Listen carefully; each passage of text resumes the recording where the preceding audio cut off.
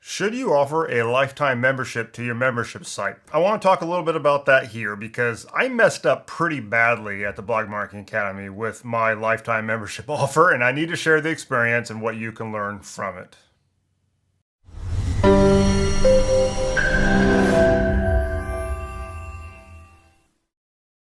Now, offering a lifetime membership can seem like a really smart thing to do. Let's just put it that way. It can seem that way because you get that nice influx of cash. It can be a lot of times also easier to sell because you'll feel as if people have a hard time wanting to get into a monthly or an annual membership. And there is a little bit of truth to that. A monthly or annual membership can be a little harder to sell. But then again, if you turn around and you look at your phone bill and electric and Netflix and Amazon, all the things that we do pay recurring for, you'll see that generally speaking, people don't have a big problem getting into recurring memberships. It really just comes down to are you offering enough value to justify the recurring billing?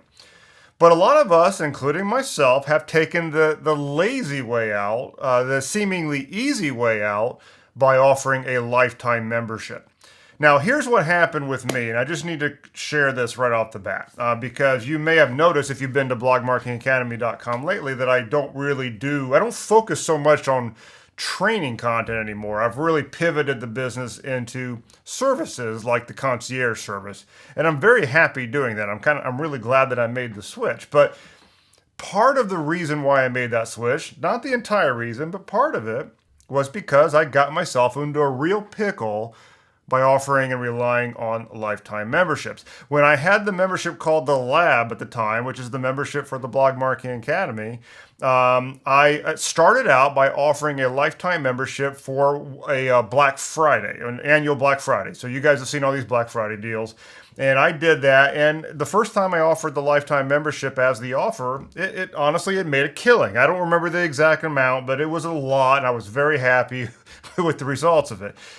Now, once I got a taste of that drug, I was like, well, that was fun. So I did offer the lifetime membership several times after that until it got to the point where I started to rely upon it because I was starting to notice an increasing friction with selling monthly memberships and annual memberships. And so I started relying too heavily on the lifetime membership plan. You combine that with the fact that some of the things that I had promised in the membership, such as office hours and ongoing workshops, and I think at one point I was even promising I was going to be putting out another course every single month. I mean, these were stupid promises to make. I didn't want to do office hours anymore.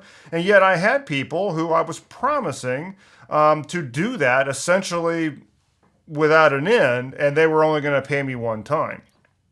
Not only that, the laziness was compounded by the fact that I started even running sales on the lifetime membership. And at one point, I was even offering a lifetime membership to the Lab for like $299, which is just atrociously cheap. It's just stupid that I ever did that.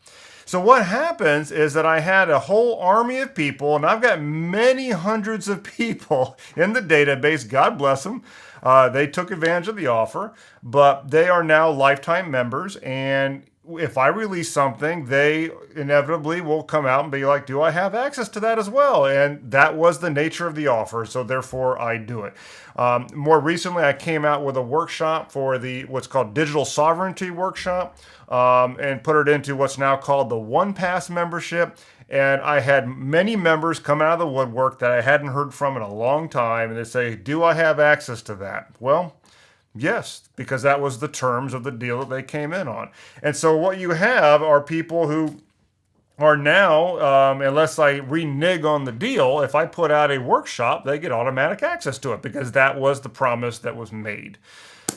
You can see the pickle I got myself into. And so what happened is that, especially around the time of COVID, when things were really changing, I got myself into a cash flow problem because I had relied way too heavily on these lifetime memberships. I had people who basically, if I put out something new, some of my best people, the most engaged people, had already purchased the lifetime membership, and essentially they didn't have anything more to buy from me. That's a big problem. And so that, along with some other things, I said, I don't want to deal with this anymore, and I pivoted into services, and I now do concierge, and I've remade the business around this.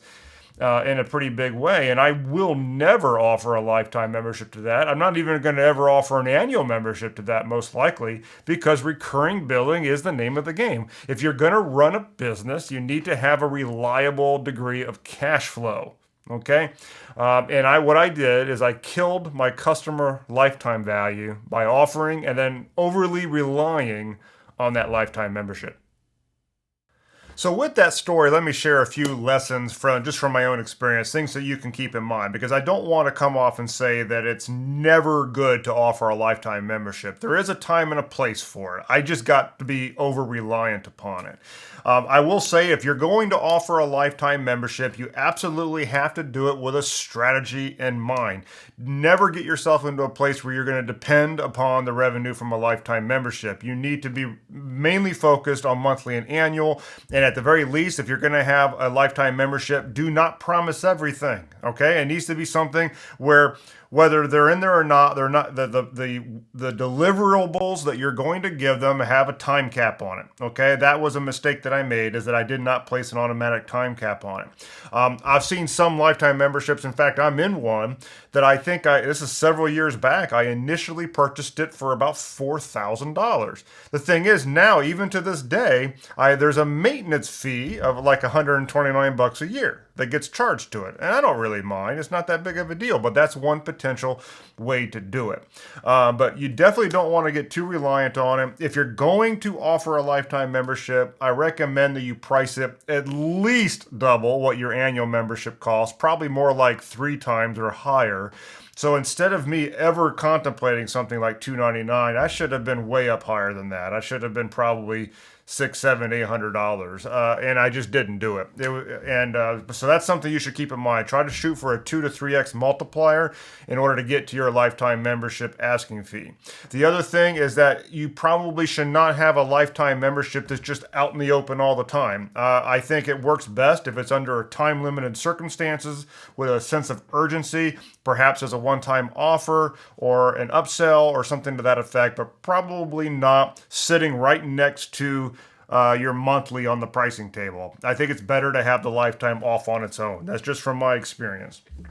That being said, and like I mentioned, be really careful with what you include in a lifetime membership.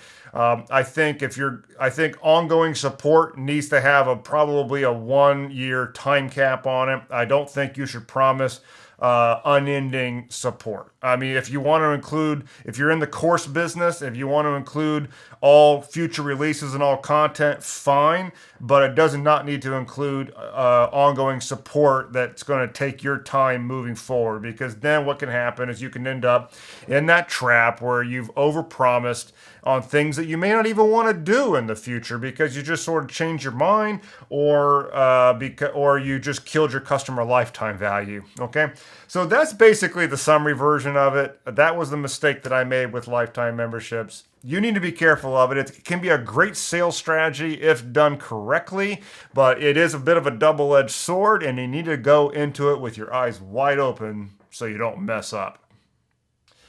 As you can probably tell, I've got a lot of experience with membership sites, different niches. I've been involved also in the building of them, because that's a lot of what I do these days. So, of course, if you need any help with your membership site with regard to either building it, putting it together, coming up with a strategy, or even just you wanted to bounce some ideas off of me and get a second set of eyes on the strategy of your membership site, come on over to blogmarketingacademy.com. You can book a call with me. You can also get it involved in concierge service, and I can help maintain that thing for you, and I'll be happy to talk to you. All right, talk to you later.